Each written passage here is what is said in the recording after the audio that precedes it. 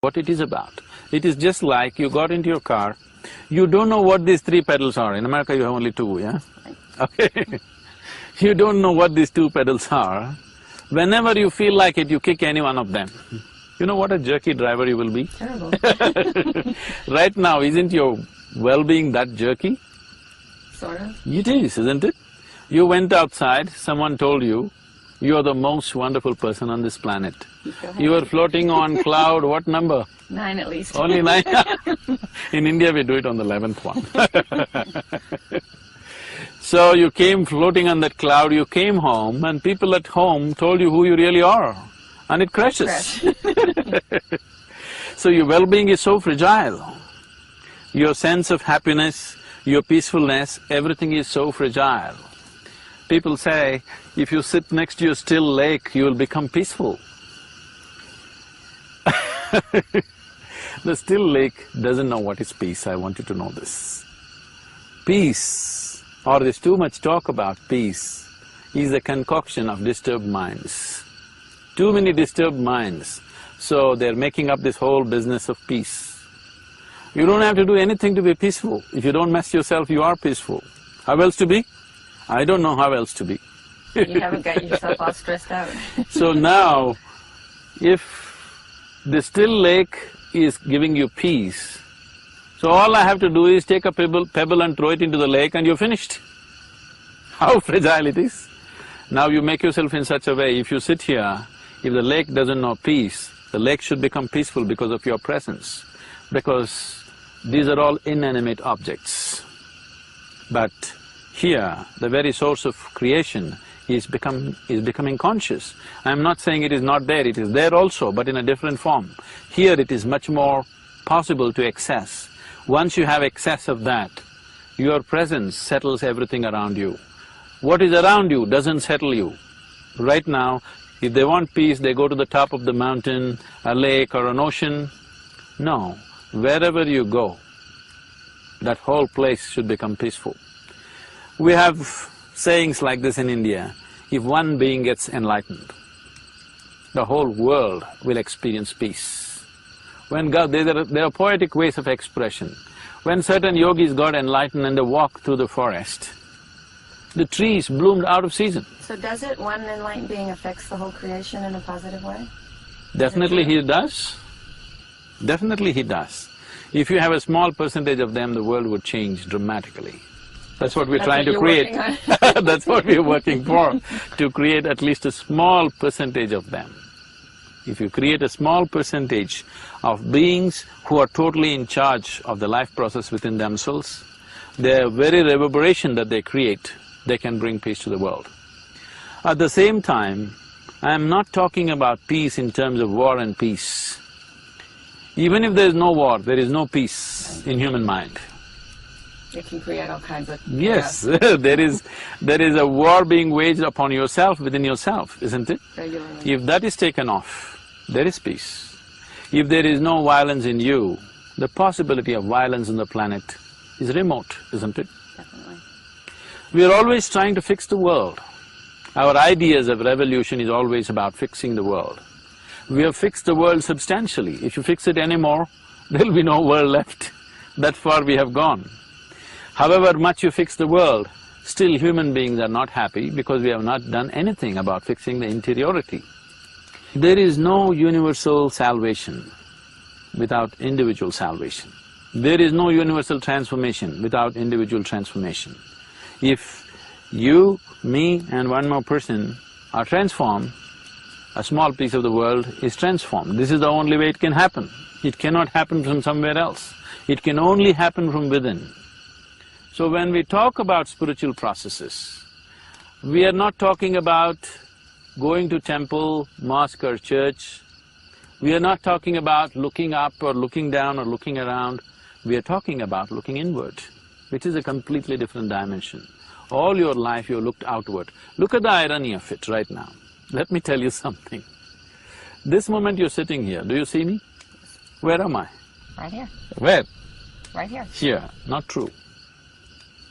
This light is falling upon me, reflecting, going through your lenses, inverted image in the retina, you know the whole story.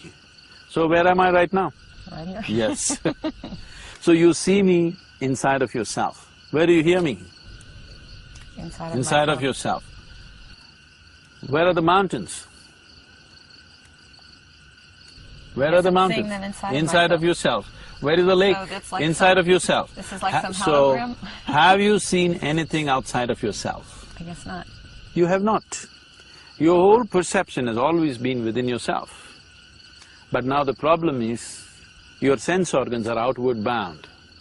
So your sense organs never give you access to the internal, but your whole experience of life is internal.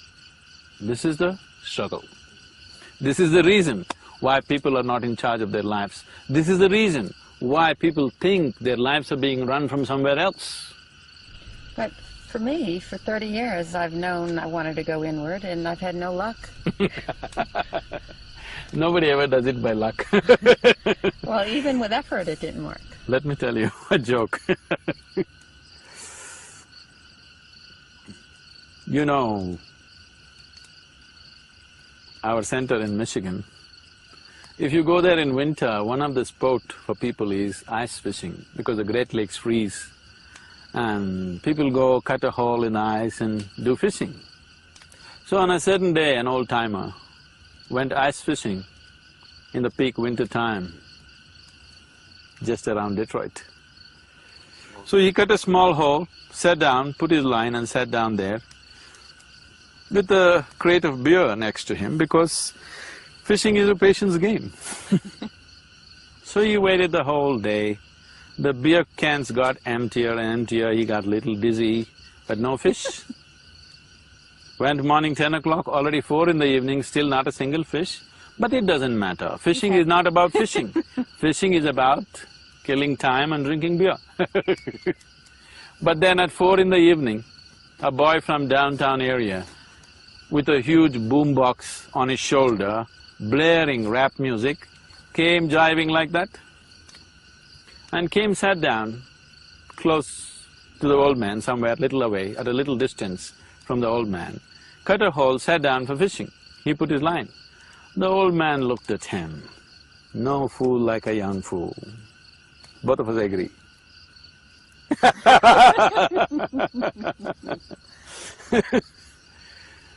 I've been sitting here the whole day quietly and I have not caught a single fish. And the fool comes with blaring music and he hopes to catch fish. And he ignored him and focused on his fishing. To his amazement, within 10 minutes the boy caught a huge trout. He landed a huge trout and it went into his basket. He couldn't believe this. He looked at him. Then he thought, ha, flash in the pan. Luck. Ignored it and focused on his fishing. But in another 10 minutes, the boy landed one more trout. Now he could not ignore him. This is not luck. He just sat there looking at the boy. The music was blaring, the boy was jiving, sitting down, and in another 10 minutes he landed one more trout. Now, he kept his… he kept his pride aside and slowly walked down to him and asked, I've been sitting here the whole day and not a single fish. In 30 minutes you have 3 wonderful trout in your basket. What is this? What is the secret? The boy lowered the music and said, roo-ra, roo-ra, roo-ra, ra, rough. Said, what? The boy repeated, roo-ra, roo-ra, roo-ra, ra, rough. The old man said, I don't understand what you're talking about. Then the boy spat out a blob of something into his hands and said, you have to keep the worms warm. You got to do it the right way, otherwise it won't happen. So you sitting there the whole day, that's not the point. You have to do the right thing, otherwise life doesn't work. It doesn't matter who you are, life doesn't work for you unless you do the right things. Always people who believe that they're good people are always wondering why it's not working for them and why it's working for someone else. Whoever does the right thing, for him it works. The existence is not judgmental. So you're a good person. So, even if you don't water the tree, will it grow? You're a bad person. If you take care of the tree, will it grow? So good, bad, all these things are in your head. These judgments are essentially human and socially conditioned. In every society they have their own idea of what is good and bad. But the existence is treating all of us the same way. Whoever is receptive right now, he gets the bounty of life. So the whole aspect of yoga is to make you receptive. What does that mean, though? When I say receptive, What does it mean? what is being receptive?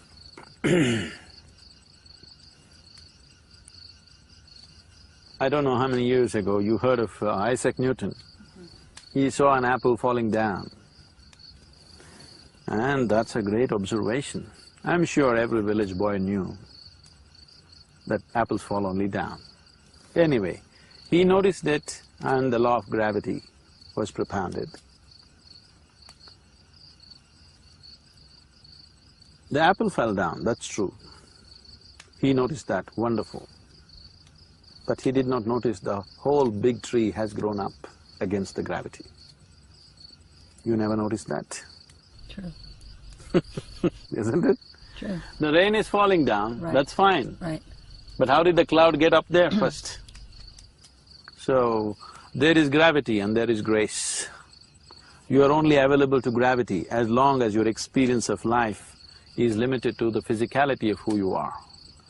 If your experience of life transcends the limitations of the physical, then you become available to grace. Suddenly you function like magic. Other people think you're magic, but you know, you're beginning to access and become available and become receptive to a different dimension of life.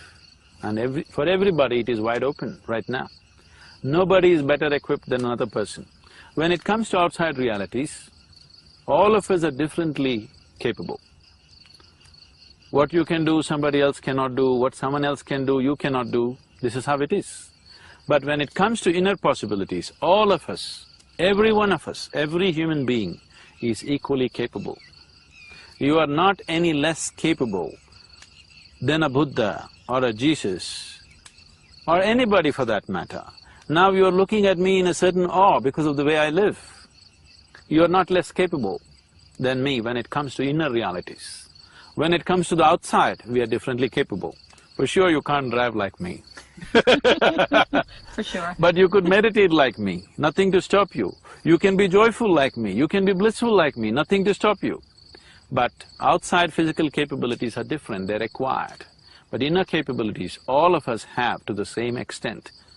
Unfortunately, never explored, never accessed.